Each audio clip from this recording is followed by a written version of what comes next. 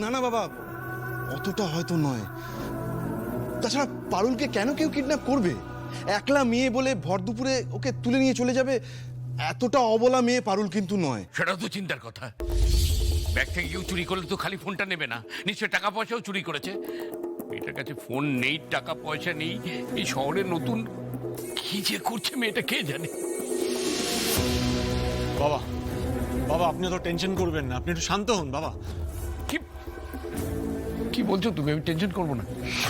কি করে টেনশন করবো না তুমি বলো?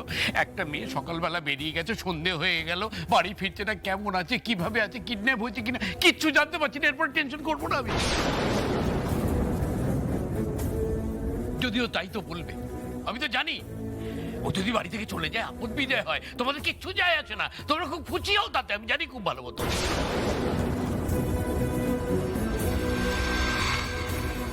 নাও নাও, হয়ে গেছে আপদ বিদায়, আনন্দ করো, ফুর্তি করো।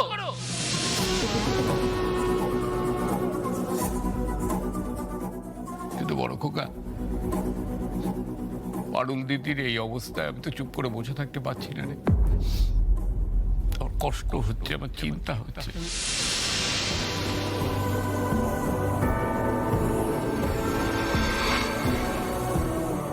সব সব হয়েছে এই ছেলের জন্য। মুখ চুর করে দাঁড়িয়ে আছো কেন? কেন মুখে কোনো কথা নেই, উত্তর নেই কেন? ওকে চলে যেতে বলো, বাড়ি থেকে বেরিয়ে যেতে বলো। সব সময় বলতে না, না চলে গেছে, ও বেরিয়ে গেছে।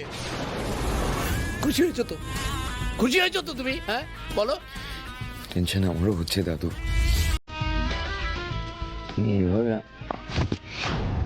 এখন টেনশন করে কি হবে? পারুল দিদির কোনো বিপদ হলে সে দায় কিন্তু তোমার নয়।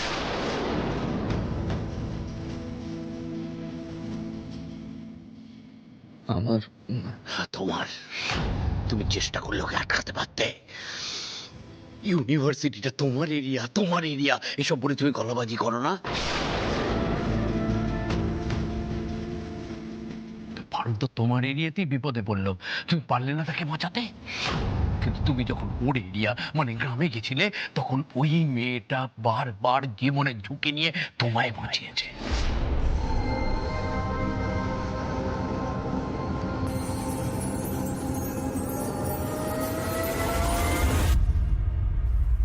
তবু